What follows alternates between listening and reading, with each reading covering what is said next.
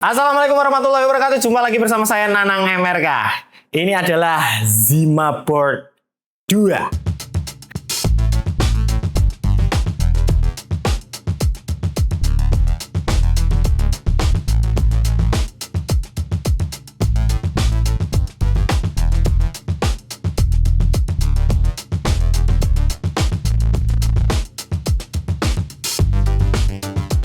Apa itu Zima Board sudah pernah kita jelaskan di video yang lalu ya teman-teman. Seperti namanya, Zima Board ini adalah revolusioner single board server. Bahwa kebutuhan Anda tentang data dan server akan bisa dihandling oleh perangkat ini. Karena ini adalah legonya orang IT. Anda butuh apa? Drive, iCloud, Terabox gratis? Bisa. Hosting VPS gratis? Bisa. NVR, AI Station, dan HomeLab? Apalagi? Bisa. Pasti. Karena Zima Board ini sudah menggunakan Zima OS. Let's go. Ini dia. Zima Board 2. Saya kasih tahu ya teman-teman, Zima Board 2 ini menghadirkan pengalaman unboxing yang sangat menarik. Jadi seperti kita dikembalikan ke zaman anak-anak ketika membuka mainan ya. Jadi packagingnya menarik, ada 2 item, 1 boardnya dan 2 ada aksesorisnya. Packaging boardnya ini cukup menarik juga. Kita dapat thank you card seperti ini. Dan ini dia Zima Board 2-nya. Lebih cantik dari versi sebelumnya sih. Lebih tipis tapi tidak meninggalkan bentuk sebelumnya. Ada buku guide-nya juga di sini. Oh ya, kardus ini bukan sembarang kardus. Dia juga bisa kita jadikan sebagai docking untuk Zima Board-nya. Dan 2 harddisk atau SSD 2,5 inch. Lalu di aksesorisnya ini juga lebih lengkap. Kita dapat fan juga, adapter plug dari berbagai macam negara, adapter 12 volt 5 ampere 60 watt. Dan ini lebih oke sih dari sebelumnya karena bisa ngangkat 2 harddisk 3,5 inch tanpa power tambahan. Tuh. Terus kita dapat kabel SATA double dan obeng juga. Oh ya teman-teman, Zima Board 2 ini juga dioptimasikan untuk aksesorisnya. Namun ini dijual terpisah ya. Jadi Icewell menyediakan docking atau bias untuk Zima Board 2 ini.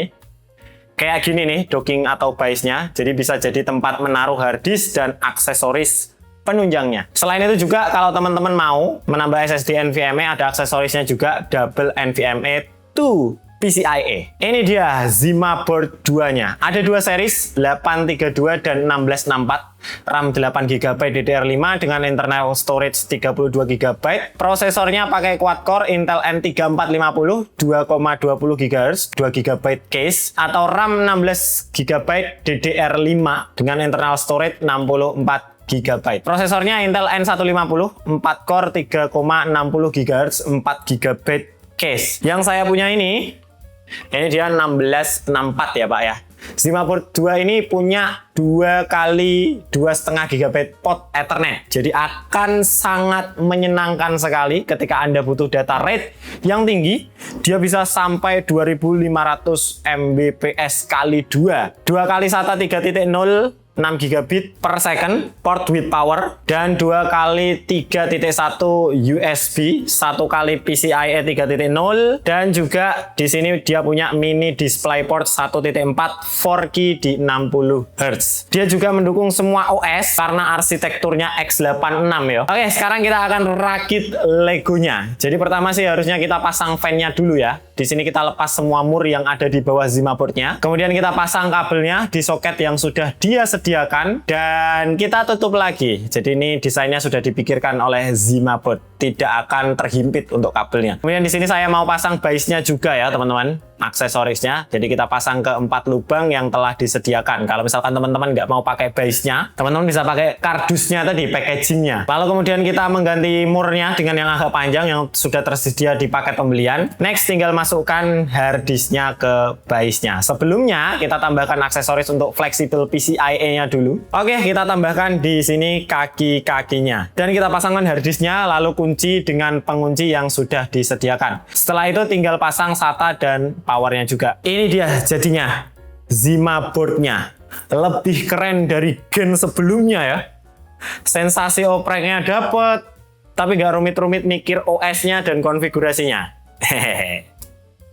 Benar-benar legonya orang IT ini Pak. Oke, setelah itu kita tinggal nyalakan Zima Board-nya. Nah, untuk menyalakan Zima Board ini juga mudah sekali. Kita tinggal tancapkan kabelan dari router ISP ke port Ethernetnya dan kita tinggal nyalakan powernya. Oke teman-teman, di sini Zima board 2-nya sudah menyala dan kalau dia menyala indikatornya gampang sekali karena ada fan-nya nyala. Di sini ada LED power warna merah, dia menyala. Dan untuk di bagian Ethernetnya, kalau misalkan dia sudah terkoneksi dengan internet yang ada di router ISP kita, dia mengeluarkan 2 LED indikator seperti ini. Nah, sudah ya teman-teman. Oke, sekarang saya akan coba bagaimana caranya menyalakan atau mencari IP address-nya. Karena di Zima board series yang sebelumnya, itu kita hanya tinggal cari aja kasa.local, itu nanti kita ketemu. Jadi ketik di sini, di browser kita, ketik kasaos.local, nanti dia akan langsung otomatis ketemu sendiri Zima board-nya. Nah, kalau di Zima board 2, karena dia menggunakan operasi Zima OS, dia tidak bisa kita cari dengan cara seperti itu. Jadi, teman-teman bisa download aplikasi yang namanya Zima Client. Nah, seperti ini. Klik aja yang Zima OS. Nah, di sini ada Zima Client for Desktop. Teman-teman pakai MacBook atau Windows, nanti tinggal di-download aja. Nah, di sini saya download. Setelah di-download, kita tinggal install ya teman-teman. Proses menginstalasi. Oke, ada welcome to Zima seperti ini, tinggal continue. Nanti dia akan men-scanning perangkat Zima board yang ada satu segmen dengan dia ya. Jadi kalau misalkan Zima boardnya nancep ke router ISP, komputer kita atau PC kita juga ke router ISP, dia akan men-scanning secara otomatis. Ini juga berlaku jika teman-teman menggunakan aplikasi mobile-nya. Jika teman-teman nggak mau pakai PC atau laptop, kita juga sudah ada aplikasinya untuk Zima board 2 ini. Namanya Zima Client di Play Store atau di App Store, teman-teman tinggal buka saja. Nanti dia akan otomatis jika terkoneksi ke WiFi yang sama, kita bisa muncul perangkat Zima board-nya seperti ini dan keluar IP-nya 192.168.1.8. Jadi seperti itu ya caranya ya. Kita konfigurasi by app dari handphone juga bisa, sama persis. Nah, ini saya mau lewat PC saja supaya teman-teman punya display yang lebih besar. Kita konekkan, nah, dia akan langsung otomatis terdirect ke halaman ini, Zima board 2. Nah, ini teman-teman tinggal pilih saja bahasa yang teman-teman pengen. Tidak ada bahasa Indonesia di sini ya, hanya ada English. Jadi saya pakai English saja. Kita accept untuk privacy-nya. Nah, di sini misalkan saya username-nya Nanang MRK, password-nya Nanang MRK, Nanang MRK. Begini ya. Terserah teman-teman mau kasih username atau password apa. Kita teruskan. Nah, di sini kalau misalkan kita menggunakan Zima OS berbeda dengan Kasa OS di Zima board yang Gen 1, ini kita punya berbagai macam pilihan kombinasi untuk konfigurasi storage-nya dan juga cloud-nya. Jadi dia memang benar-benar hampir mirip seperti NAS. Nah, di sini kita ke start from file aja ya. Oke, download Zima Client. Oh, ini kita disuruh download Zima Client. Nah, ini kita back. Nah, di sini muncul Smart Connector Binbee Zima board Q for local PC. Nah, ini nanti kita juga bisa dapat konektor. Jadi kita tanpa perlu VPN, dia sudah menyediakan konektor sendiri untuk kita bisa meremote atau mengkonfigurasi Zima board atau mengontrol memindahkan file kita dari cloud Zima board 2-nya secara langsung. Nah, ini kita next dulu. Next. Nah, ini kita close. Oke, seperti ini page-nya. Jadi akan ada harddisk kita juga sudah terbaca di sini 2 TB dan 4 TB seperti yang saya pakai. Ada 2 harddisk 3,5 inch, 2 TB dan 4 TB. Untuk tampilannya sama persis seperti Kasa OS, tapi dia sudah dioptimasikan ya. Lebih powerful lagi. Jadi ada App Store-nya juga mirip Kasa OS persis. Dengan aplikasi-aplikasi yang tentu lebih kompatibel daripada Kasa OS yang sebelumnya. Terus di sini ada backup, ZVM, peer drop, dan juga ada setting dan Icewell community. Untuk pertama-tama mungkin kita akan coba setting untuk harddisknya dulu. Jadi di sini harddisk kita sudah terbaca, kita coba lihat manage. Nah, ini kita disuruh mempartisi harddisk kita nih. Kita bisa create storage di sini di bagian storage. Nah, di sini teman-teman mau combine use atau single use ya. Ini saya single use sih. Oke teman-teman, jadi di sini sudah muncul ada 2 storage, DD storage dan juga SDB. Ini yang 4 TB. Nah, teman-teman kalau misalkan di sini minta format, tinggal format aja. Nah, ini kita mau namain harddisknya apa? Ini misalkan yang 2 TB ya. 2 TB.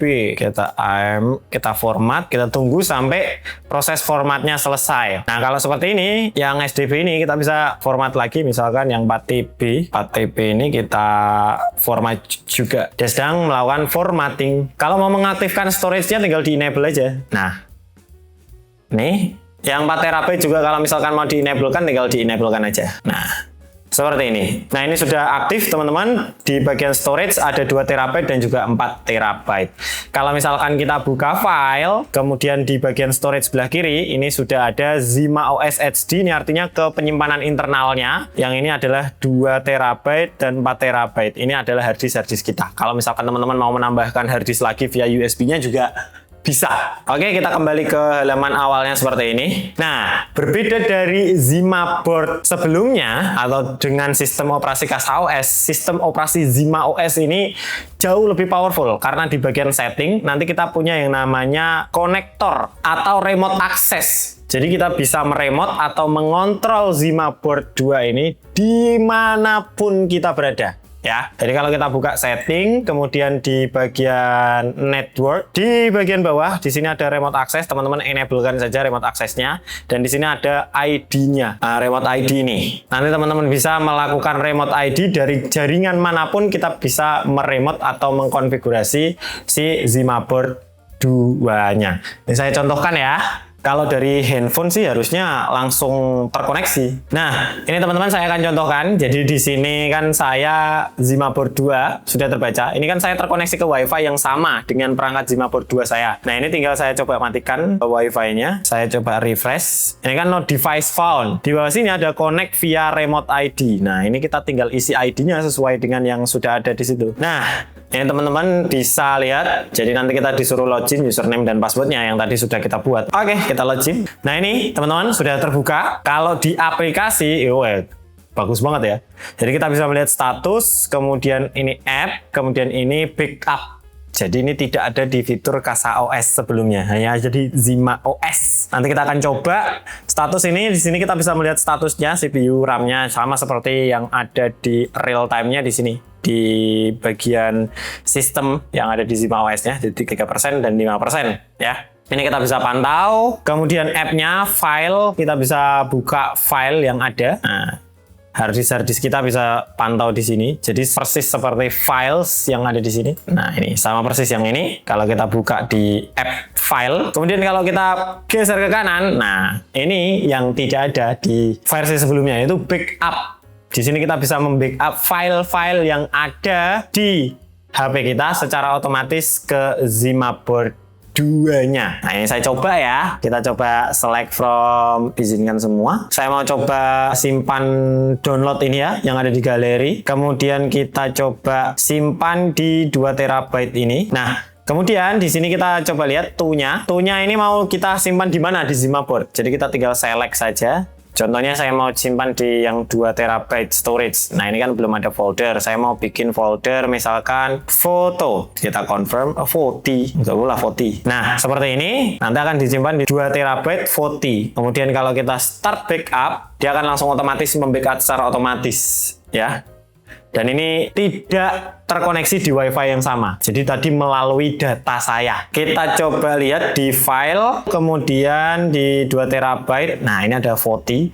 Berisi semua folder saya. Ya, teman-teman. Nah, ini berisi semua folder yang ada di galeri saya tadi, di folder download. Kalau kita mau membackup secara otomatis, kita tinggal nyalakan aja fitur auto forget backup-nya. Jadi nanti dia akan otomatis melakukan backup. Jika ada file yang baru, dia akan otomatis terbackup juga ke Zima board 2 kita. Sesederhana itu. Ini tidak ada di fitur sebelumnya ya. Selain itu, di apps-nya ini default-nya di sini ada backup juga. Nah, backup ini untuk kita bisa melakukan backup ke cloud storage kita. Nah, di sini backup your data saya tambahkan.